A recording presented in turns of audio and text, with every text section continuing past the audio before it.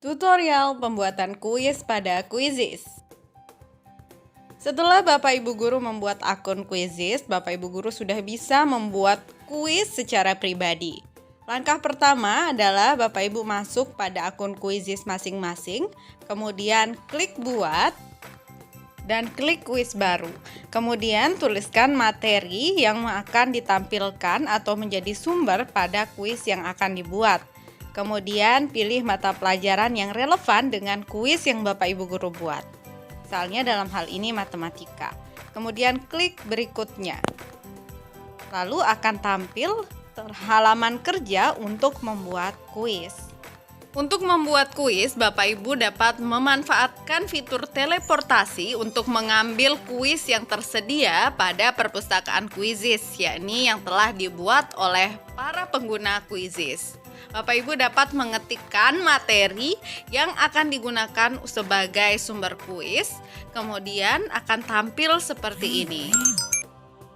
Di sini Bapak Ibu bisa melihat beberapa kuis dari para pengguna Quizizz, kemudian Bapak Ibu bisa memilih kuis-kuis yang telah tersedia atau dibuat.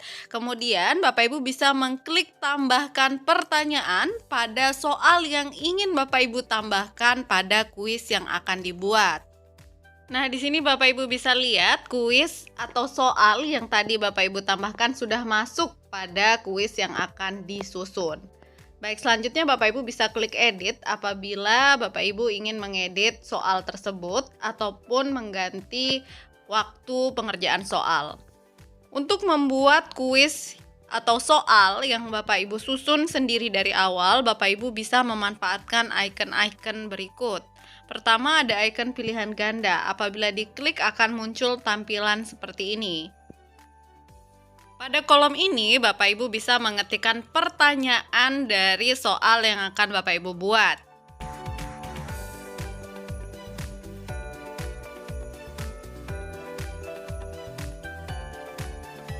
Selanjutnya, Bapak Ibu mengisikan pilihan jawaban dari pertanyaan tersebut.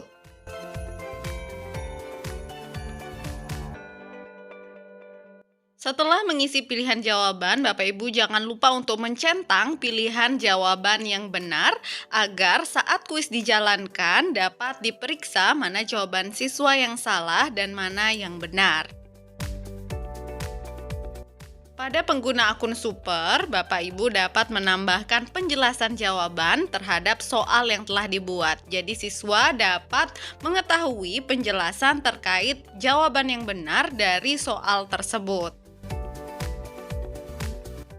Icon tambah di ujung pilihan jawaban ini berguna untuk menambahkan pilihan jawaban. Namun pilihan jawaban yang dapat ditambahkan maksimal adalah 1. Jadi pada pilihan ganda, pilihan jawabannya maksimal ada 5 pilihan jawaban. Selanjutnya, apabila Bapak Ibu ingin membuat pilihan ganda kompleks yang mana terdapat lebih dari 1 pilihan jawaban yang benar, Bapak Ibu dapat mengaktifkan fitur lebih dari 1 jawaban yang benar yang berada di kiri bawah. Kemudian jangan lupa untuk mengklik jawaban yang benar. Apabila ada 2 jawaban, maka harus ada 2 jawaban yang diklik.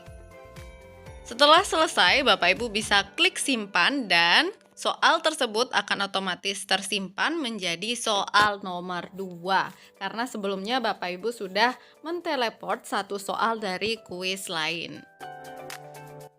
Baik, selanjutnya kita akan mencoba soal dengan jenis survei atau poll dalam bahasa Inggris. Seperti biasa, Bapak Ibu diharapkan untuk mengetikkan pertanyaan pada kolom pertanyaan yang tersedia di sini, kemudian mengetikkan pilihan jawaban atau opsi jawaban, dan maksimal ada 5 opsi jawaban, dan minimal 2 opsi jawaban tentunya. Dan apabila Bapak Ibu ingin jenis soal dengan jawaban lebih dari 1, maka Bapak Ibu harus mengaktifkan izinkan lebih dari 1 pilihan. Dan jangan lupa untuk mengatur timer atau batas waktu pengerjaan.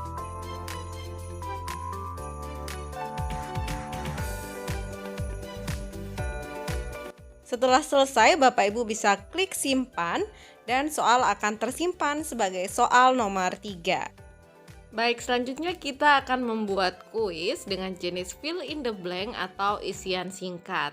Dengan mengklik icon berwarna kuning akan muncul tampilan berikut. Bapak Ibu dapat mengetikkan pertanyaan pada kolom yang tersedia. Setelah mengetikkan pertanyaan, kebetulan pada pertanyaan yang saya buat ini, kita harus menyediakan gambar. Nah, untuk menyisipkan gambar, Bapak Ibu dapat mengklik icon gambar di sana. Kemudian akan tampil form sebagai berikut.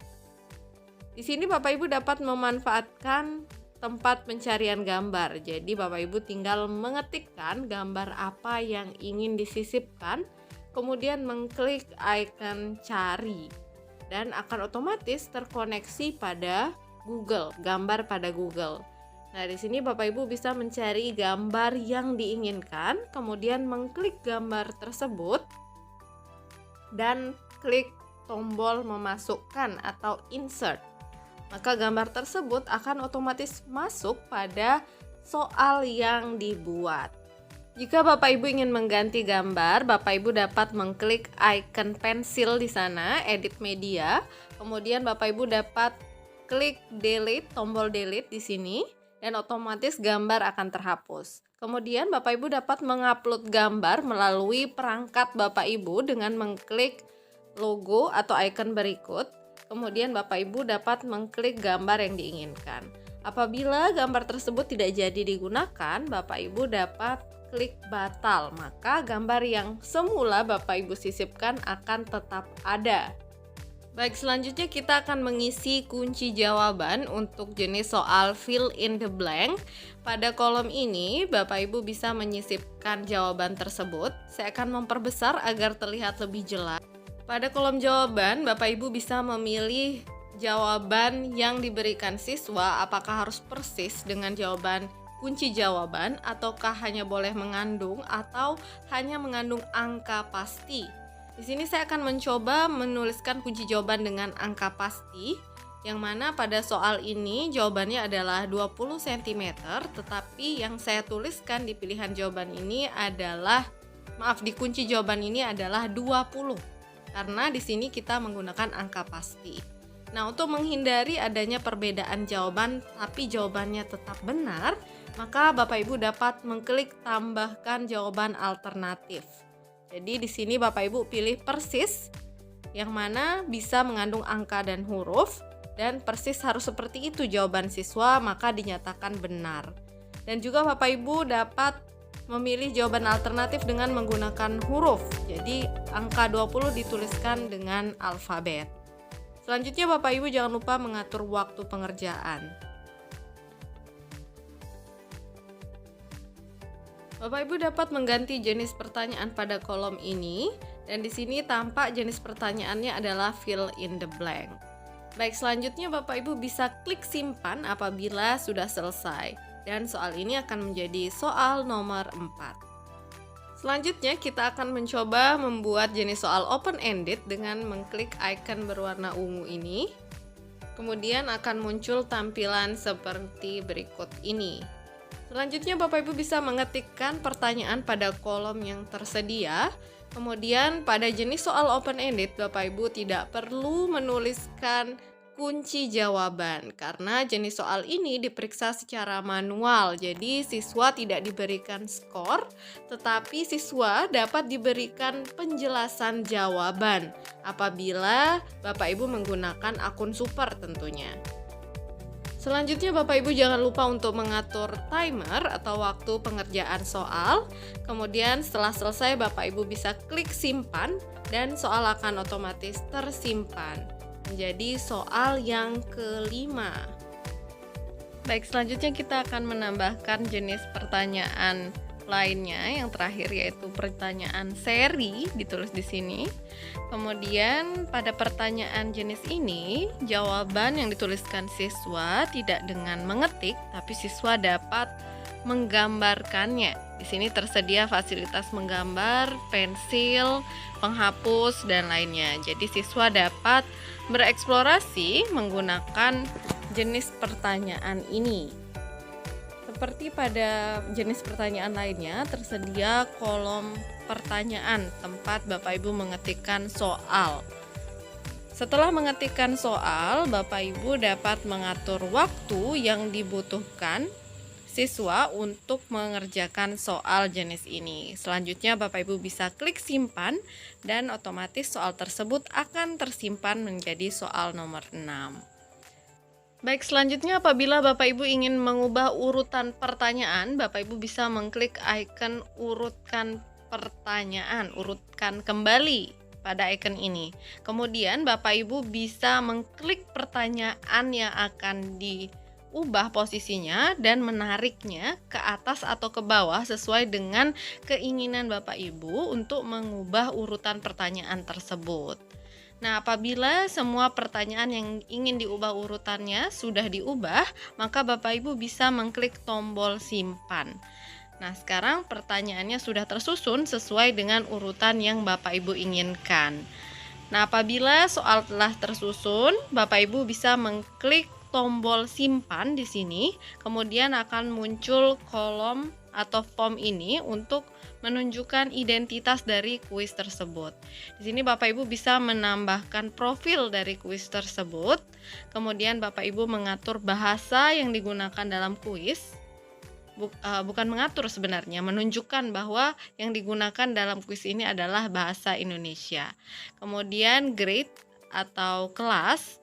Kemudian Bapak Ibu mengatur visibilitas dari kuis ini. Publik berarti dapat dilihat oleh pengguna Quizizz lainnya. Kemudian klik simpan dan Bapak Ibu telah berhasil membuat sebuah kuis yang tentunya dapat Bapak Ibu gunakan dan juga dapat digunakan oleh pengguna Quizizz lainnya.